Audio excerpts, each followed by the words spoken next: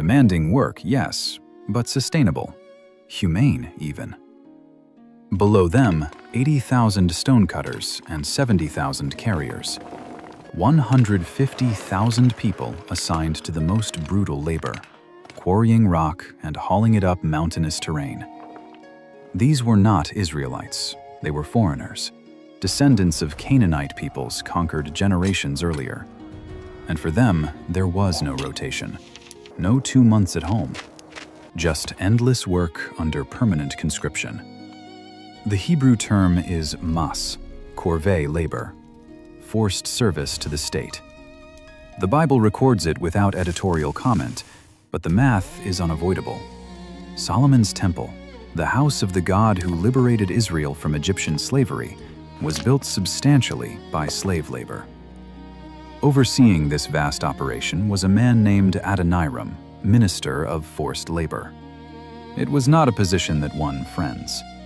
Years later, after Solomon's death, when the northern tribes demanded relief from the heavy yoke, they demonstrated their rage by stoning Adoniram to death in the street. But there's one more figure in this story worth noting: a young official named Jeroboam, assigned to supervise labor gangs. He saw the system from the inside, the exhaustion, the resentment, the injustice. After Solomon's death, Jeroboam would lead those same northern tribes in rebellion. Their rallying cry, preserved in 1 Kings chapter 12, "Your father made our yoke heavy, lighten it." The temple's construction planted the seeds of the kingdom's destruction. Put yourself in the sandals of one of the 70,000 carriers. No end date, no relief, just endless stone on your back, endless hills to climb. Your grandfather was Canaanite, your father was Canaanite, and now you're spending your life building a temple to the God of your conquerors. What thoughts run through your mind? What prayers or curses do you under your breath? With 183,000 workers swarming the construction site, you'd expect the noise to be deafening, hammers ringing, chisels cracking, supervisors shouting. But visitors to Jerusalem during those 7 years reported something strange. Silence. Complete silence. How is that even possible? 1 Kings chapter 6, verse 7. One of the strangest verses in the entire Bible. In building the temple, only blocks dressed at the quarry were used, and no hammer, chisel, or any other iron tool was heard at the temple site while it was being built. Read that again. No hammer sounds, no chisel sounds, no iron tools, at all, on site, for 7 years, on the most ambitious building project of the ancient world.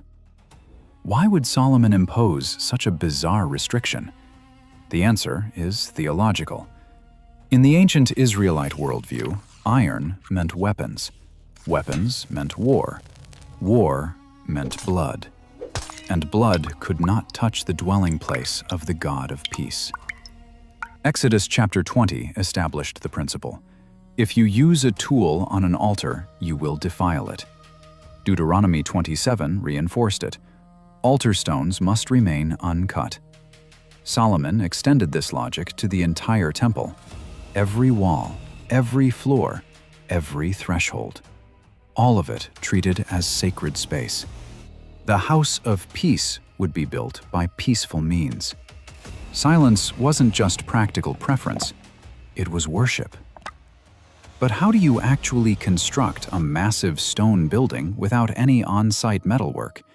The answer is a technique we call prefabrication, and Solomon's engineers executed it at a level that still impresses modern architects. Every single stone was cut to exact specifications at the quarry, miles from the construction site. Measured, shaped, smoothed, finished. Then transported to Jerusalem, already complete. When the stones arrived, workers simply positioned them. No trimming, no adjustment, no modification.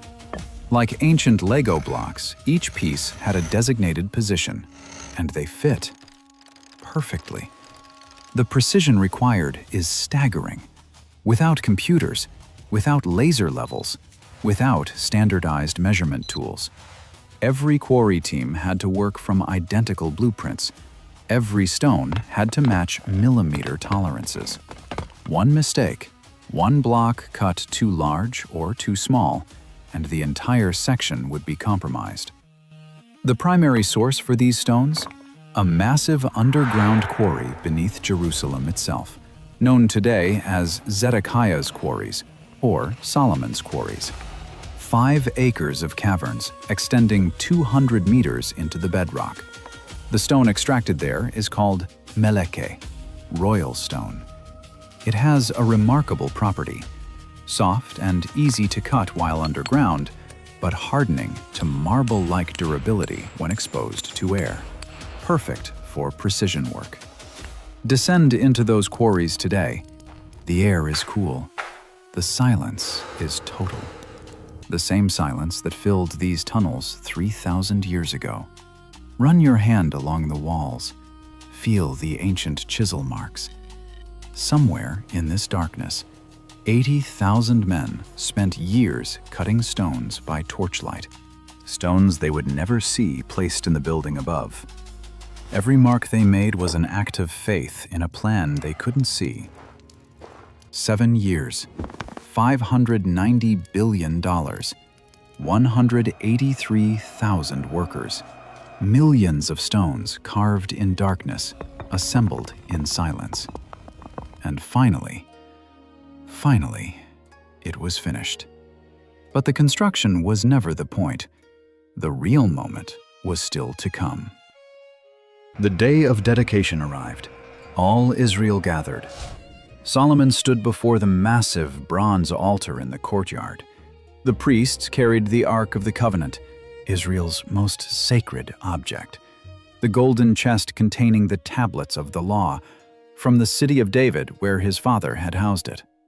They passed through the great doors. Through the holy place, walls covered in gold, floors covered in gold, cedar beams overlaid with gold. Into the Holy of Holies, the innermost room. A perfect cube of 20 cubits in each dimension, walls of gold. Under the wings of 2 golden cherubim, each 15 feet tall. They set the ark down. They withdrew. And then it happened. 2 Chronicles chapter 5. Then the temple of the Lord was filled with the cloud, and the priests could not perform their service because of the cloud, for the glory of the Lord filled the temple of God. Not fog, not incense smoke, the Shekinah, the visible, tangible, overwhelming presence of the living God. It was so thick the priests couldn't stand. They fell to their knees. Some fell on their faces. The same men who had carried the ark, who had walked those gold-plated floors, now lay prostrate, unable to move. Think about what this moment meant. For 7 years, 183,000 people had worked in faith. They cut stones they would never see placed. They carried gold they would never touch again. They built a house for a God they couldn't see. And now, he showed up. The silence of construction gave way to the thunder of presence. Every sacrifice validated, every drop of sweat redeemed, every talent of gold justified. God moved in. Solomon, on his knees, prayed words recorded in 1 Kings chapter 8. But will God really dwell on earth? The heavens, even the highest heaven, cannot contain you. How much less this temple I have built? The heavens cannot contain him, and yet he came anyway. Solomon's temple was not just gold and cedar. It was faith made visible. 183,000 people building something they believed God would inhabit. And he did. But the story doesn't end with glory. The debt Solomon accumulated forced him to give 20 cities to King Hiram as payment. Hiram inspected them and called them Kabul, worthless. The forced labor Solomon imposed created resentment that split the kingdom within one generation. The most expensive building in history came with a price beyond gold. What Solomon built in 7 years stood for 373 years, until Babylon burned it to ashes. But the question it asked still echoes across millennia. What are you building that will outlast you? If you could ask King Solomon one question about this project, what would it be? Drop it in the comments.